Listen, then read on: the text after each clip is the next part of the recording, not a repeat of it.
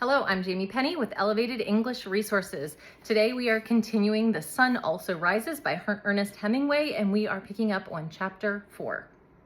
The taxi went up the hill, past the lighted square, then on into the dark, still climbing, then leveled out onto a dark street behind Saint-Etienne du Mont, went smoothly down the asphalt, past the trees and the standing bus at the Place de la Contrescripe, then turned onto the cobbles of the Rue Mouffetard. There were lighted bars and late open signs on each side of the street. We were sitting apart, and we jolted close together going down the old street. Brett's hat was off. Her head was back. I saw her face in the lights from the open shops. Then it was dark. Then I saw her face clearly as we came out on the Avenue des Gobelins. The street was torn up, and men were working on the car tracks by the light of acetylene flares.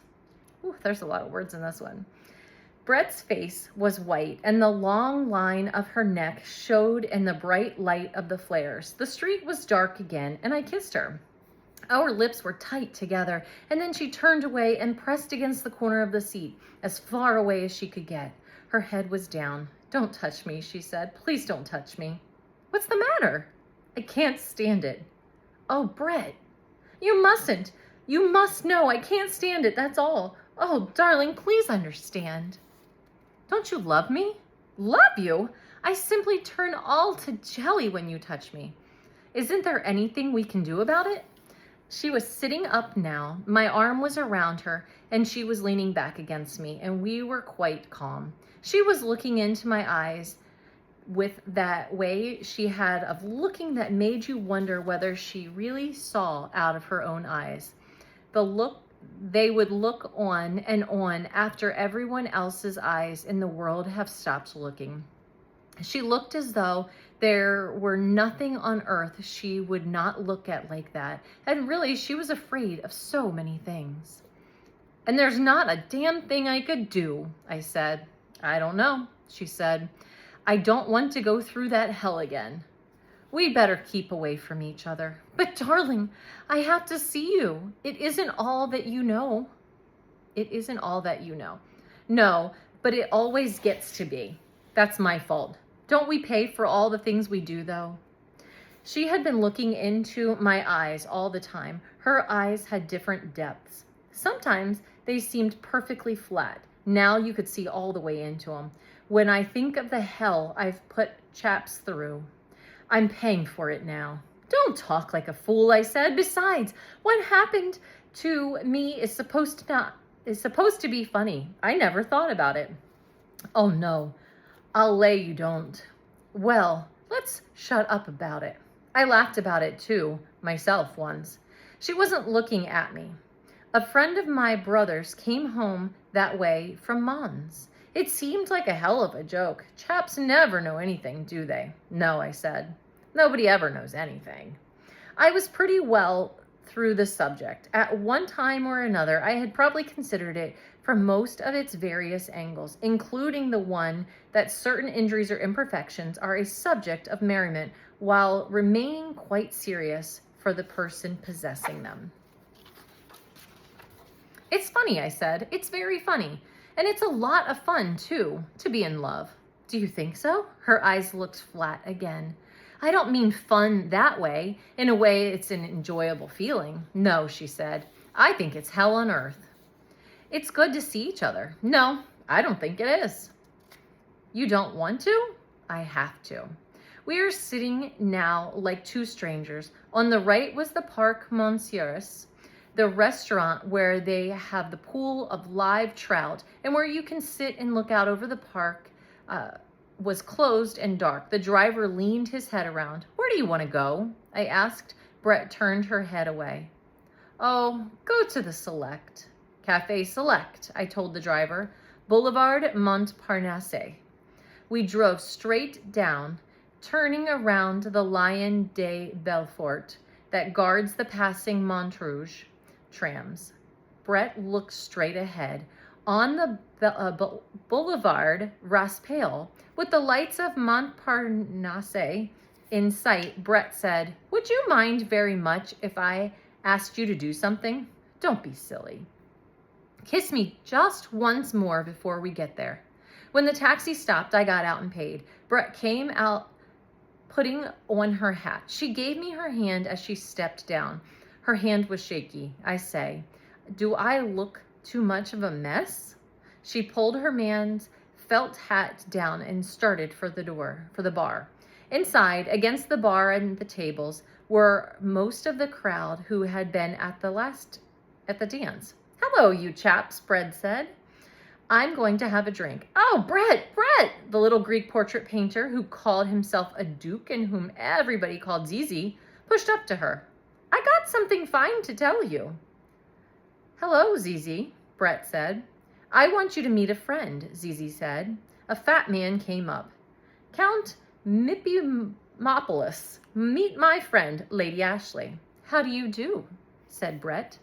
"Well, does your ladyship have a good time here in Paris?" asked Count Mipimopoulos, who wore an elk's tooth on his watch chain. "Rather," said Brett. "Paris is fine town, all right," said the Count, "but I guess you have pretty big doings yourself over in London." "Oh, yes," said Brett, "enormous." Braddock called to me from a table. "Barnes," he said, "have a drink. That girl of yours got in a frightful row." "What about?" "Something the patron's daughter said. A corking row. She was rather splendid, you know. Showed her yellow card and demanded the patron's daughter too. I say it was a row." "What finally happened?" "Oh, someone took her home. Not a bad-looking girl. Wonderful command of the idiom. Do stay and have a drink." "No," I said. "I must shove off. Seen Cone?" "He went home with Francis," Mrs. Braddock put in. "Poor chap, he looks awfully down," Braddock said. "I dare say he is," said Mrs. Braddock. "I have to shove off," I said. "Good night." I said good night to Brett at the bar. The Count was buying champagne. "Will you take a glass of wine with us, sir?" he asked. "No, thanks awfully. I have to go." "Really? Going?" Brett asked. "Yes," I said. "I've got a rotten headache." "I'll see you tomorrow?" "Come in at the office." "Hardly." "Well, where will I see you?" "Anywhere around 5 o'clock. "Make it the other side of town then." "Good. I'll be at the Krillin at 5. "Try and be there," I said. "Don't worry," Brett said. "I've never let you down, have I?" "Heard from Mike?" "Letter today." "Good night, sir," said the Count. I went out onto the sidewalk and walked down toward the Boulevard St. Michael, past the tables of the Rotonde, still crowded, looked across the street at the Dome, its tables running out to the edge of the pavement. Someone waved at me from a table. I did not see who it was and went on. I wanted to get home. The Boulevard Montparnasse was deserted. Levine's was closed tight, and they were stacking the tables outside the Closerie des Lilas. Ooh, stick with me here. I passed Ney's statue, standing among the new-leaved chestnut trees in the arc light. There was a faded purple wreath leaning against the base. I stopped and read the inscription. From the Bonapartist groups, some date, I forget. He looked very fine, Marshal Ney, in his top boots, gesturing with his sword among the green, new horse chestnut leaves. My flat was just across the street, a little way down the Boulevard St. Michael. There was a light in the concierge's room, and I knocked on the door, and she gave me my mail. I wished her good night and went upstairs. There were 2 letters and some papers. I looked at them under the gaslight in the dining room. The letters were from the States. One was a bank statement. It showed a balance of $2,432.60. I got out my checkbook and deducted 4 checks drawn since the first of the month and discovered I had a balance of $1,832.60. I wrote this on the back of the statement, and the other letter was a wedding announcement. Mr. and Mrs. Aloysius Kirby announced the marriage of their daughter, Catherine. I knew neither the girl nor the man she was marrying. They must be circularizing the town. It was a funny name. I felt sure I could remember anybody with a name like Aloysius. It was a good Catholic name. There was a crest on the announcement, like Zizi, the Greek Duke, and that count. The count was funny. Brett had a title too, Lady Ashley. To hell with Brett. To hell with you, Lady Ashley. I lit the lamp beside the bed, turned off the gas, and opened the wide windows. The bed was far back from the windows, and I sat with the windows open and undressed by the bed. Outside, a night train running on the streetcar tracks went by carrying vegetables to the market. They were noisy at night when you could not sleep. Undressing, I looked at myself in the mirror of the big armoire beside the bed. That was typically a French way to furnish a room. Practical too, I suppose. Of all the ways to be wounded, I suppose it was funny. I put on my pajamas and got into bed. I had the 2 bullfight papers, and I took their wrappers off. One was orange, the other yellow. They would have the same news, so whichever I read first would spoil the other. Le Tourelle was the better paper, so I started to read it. I read it all the way through, including the petite correspondence and the cornograms. I blew out the lamp. Perhaps I would be able to sleep. My head started to work. The old grievance. Well, it was a rotten way to be wounded and flying on a joke like that, like the Italian. In the Italian hospital, we were going to form a society. It had a funny name in Italian. I wonder what became of the others, the Italians. That was the Ospedale Maggiore in Milano, Padiglione Ponte. The next building was the Padiglione Zonda. There was a statue of Ponte, or maybe it was Zonda. That was where the liaison colonel came to visit me. That was funny. That was about the first funny thing. I was all bandaged up, but they had told him about it. Then he made that wonderful speech. You, a foreigner, an Englishman. Any foreigner was an Englishman. Have you given more than your life? What a speech. I would like to have it illuminated to hang in the office. He never laughed. He was putting himself in my place, I guess. Che mala fortuna. Che mala fortuna. I never used to realize it, I guess. I try and play along, just not make trouble for people. Probably I never would have had any trouble if I hadn't run into Brett when they slipped me into England. I suppose she only wanted what she couldn't have. Well, people were that way. To hell with the people. The Catholic Church had an awfully good way of handling that. Good advice, anyway. Not to think about it. Oh, it was swell advice. Try and take it sometimes. Try and take it. I lay awake thinking and my mind jumping around. Then I couldn't keep it away from it. And I started to think about Brett and all the rest of it went away. I was thinking about Brett and my mind stopped jumping around and started to go in sort of smooth waves. Then all of a sudden, I started to cry. Then after a while, it was better and I lay in bed and listened to the heavy trams go by and way down the street. And then I went to sleep. I woke up. There was a row going on outside. I listened and I thought I recognized the voice. I was putting on a dressing gown and went to the door. The concierge was talking downstairs. She was very angry. I heard my name and called down the stairs. Is that you, Monsieur Barnes? The concierge called. Yes, it's me. There's a species of woman here who's waked the whole street up. What kind of dirty business at this time of night? She says she must see you. I've told her you're asleep. Then I heard Brett's voice. Half asleep, I had not been sure it was Georgette. I don't know why. She could not have known my address. Will you send her up, please? Brett came up the stairs. I saw she was quite drunk. Silly thing to do, said Brett. Make an awful row, I say. You weren't asleep, were you? What did I What did you think I was doing? Don't know. What time is it? I looked at the clock. It was 4:30. Had no idea what hour it was, Brett said. I say, can a chap sit down? Don't be cross, darling. Just left the count. He brought me here. What's he like? I was getting brandy and soda in glasses. Just a little, said Brett.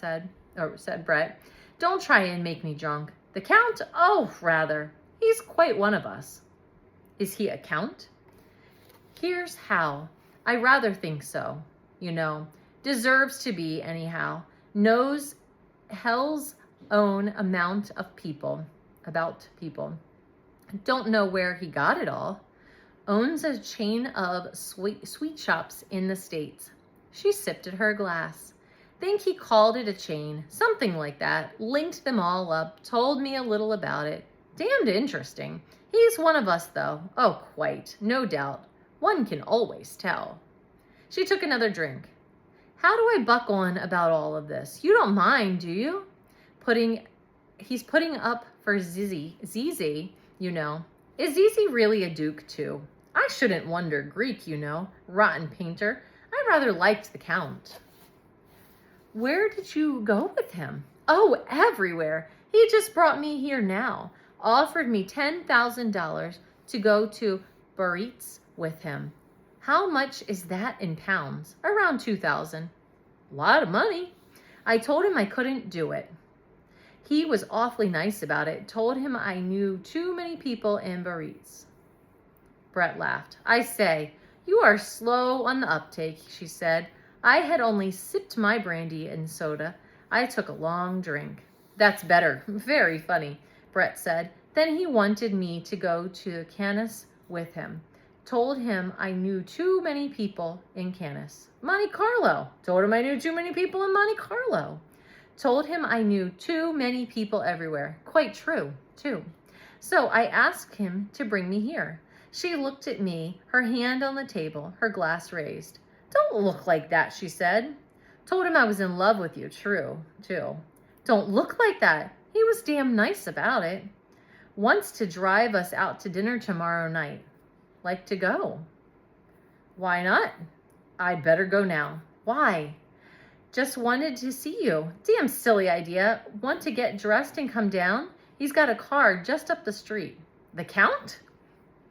Himself and a chauffeur in livery. Going to drive me around and have breakfast in the boys. Hampers. Got it all at Zell's. Dozen bottles of mums. Tempt you? I have to work in the morning, I said. I'm too far behind you now to catch up and be any fun. Don't be an ass. Can't do it. Right. Send him a tender message? Anything. Absolutely. Good night, darling. Don't be sentimental. You make me ill. We kissed good night and Brett shivered. I'd better go, she said. Good night, darling. You don't have to go. Yes. We kissed again on the stairs, and as I called for the cordon, the concierge muttered something behind the door. I went back upstairs and from the open window watched Brett walking up the street to the big limousine drawn up to the curb under the arc light. She got in and turned it off. I turned around. On the table was an empty glass and a glass half full of brandy and soda. I took them both out to the kitchen and poured the half glass down the sink. I turned off the gas in the dining room, kicked off my slippers sitting on the bed, and got into bed. This was Brett that I had felt like crying about.